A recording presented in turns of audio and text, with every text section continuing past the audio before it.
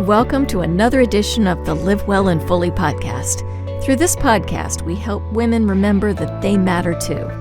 We spark new insights on changes they might desire for in their own lives so they can step forward confidently and turn their dreams into reality. Hello, everybody, and welcome to another edition of Live Well and Fully.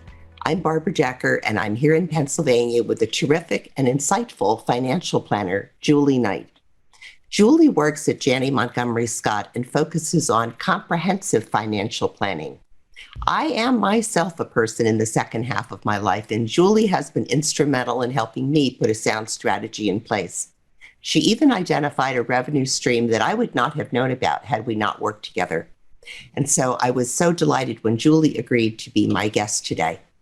The title of our interview is How to Plan Your Financial Future in Midlife and Beyond.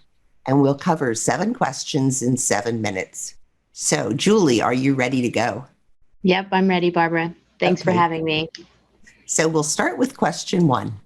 How do you help women in the second half of their life create an extraordinary life, Julie? In 2 words, I would say organize and strategize. I think a lot of people come to me because they've got things all over the place and they need to consolidate, get it together, look at the whole picture, and really make good informed choices. That's a great answer. And I think I am organized, but I think you better organize me and help me bucket things differently so I could see a different sort of picture. Number 2, what is the problem you solve? So I think there's a lot of people that are worried about running out of money. And I think I also help people prioritize and identify what their options are. So, financial planning is not just about the investments, right? It's a very important part of it, but it also includes things like tax income planning or retirement income planning or estate planning that are, complicated subjects that need to be combined within that financial planning conversation. Yeah, that's true from my own experience as well. So when people come to you, what are the typical symptoms that they may be experiencing when they have this kind of a problem, Julie? I think people are stressed, right? They might this, especially now, they might feel disorganized. They're not exactly sure what to do. They're not sure if they're making the right choices.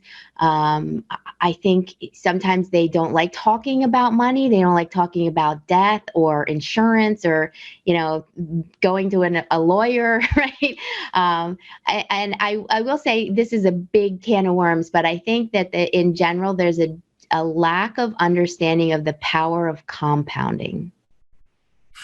That it's interesting that you say that because my father, from the time I was little, drilled that into me, and he put money in my kids' accounts, small amounts when they were young, and he set them so they couldn't get it till like 40 years later just to prove to them the power of compounding.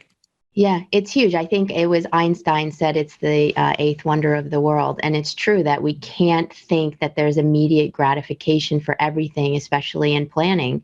Like a lot of these things take years, if not generations. I agree. Number 4, what are the common mistakes people make when they're trying to solve this problem? I'm going to say fear. I think not making a decision or delaying a decision or not taking action, not talking about these things, not saving enough, buying too much stuff. I got a list here, Barbara. Read it off. Go ahead. Yeah.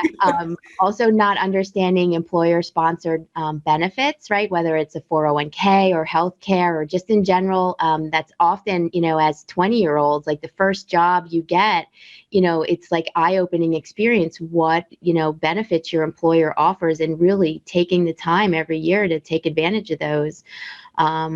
Also on the family side, not talking to your parents or your children or heirs, loved ones in general, about who's going to be the power of attorney or who's going to be the executor and the difference between those responsibilities. And very important, having those things legally documented.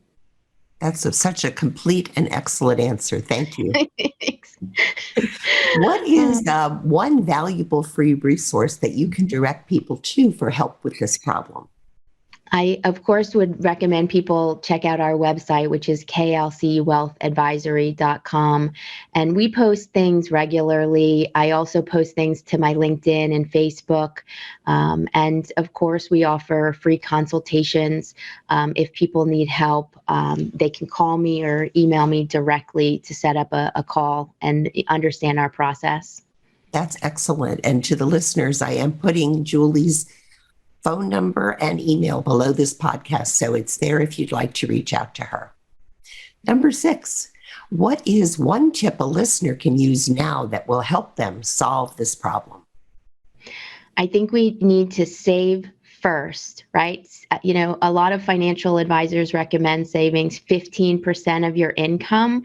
And I think so few people really have a targeted or defined saving strategy. And along with that goes, where are you going to save it? So understanding your eligibility based on your employment, your age, your income. That's an annual homework assignment of looking at, where you're eligible and where you want to put your savings. Excellent. And can I add one more? I know you said one. No, you can add another one, of course. Understand Social Security, right? Download your Social Security statements, look at what you're eligible for starting at age 62 all the way up to 70, and understand how Social Security works. For a lot of us, it's the base of planning. I agree. And I will add, I don't know, of course, that this is true everywhere. And some of the listeners are not from the United States. So whatever your program is there, understand it. But at least in my area, Social Security feels complicated. And there are people at the senior centers that are volunteers that are specially trained that will help you sort it out. So, find somebody who can help with that. And finally, number 7, what should I have asked you, Julie, that I didn't? And what's the answer to that thing? So how do people get started in financial planning? And I think the wisest clients I've worked with talk about money with their parents and their family, right? Understand what your parents do. Do they work with an advisor? What's their philosophy? What's important to them? What responsibilities are you going to have as the heir, to that generation? And if not your parents, talk to your friends, talk to your colleagues. I mean, gosh, Google, just start understanding, we work so hard for our money. We want our money to work hard for us. Thank you. And see, you were worried about 7 minutes. And look how beautifully you did. That's great. So that's a wrap. And I'd like to thank you very much, Julie, for spending this time with us. And to everyone listening, access the phone number and the email and the resources that Julie recommended, and find yourself a pocket of joy today, because you are so worth it. Bye for now. Let's talk soon. Thank you. If you enjoyed this episode, be sure to subscribe to be notified when new episodes are released. Then visit www.livewellandfully.com/workshop to experience the Love Another Way framework firsthand.